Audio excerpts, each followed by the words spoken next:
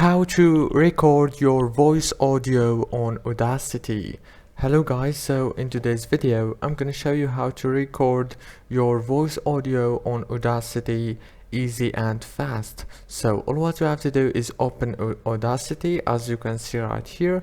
Now all what you have to do is just go right here and choose your device. For example, I have this one, this is my device, and then choose if you want it stereo or mono, and yeah, and after that click here on this little red option and you will start recording. So let's test, and after you finish, stop the audio recording from here, and then let's try play from here. Test, and after you finish, as you can see, that's it for today's video. Don't forget to like and subscribe, and thank you for watching this video until the very end. See you later.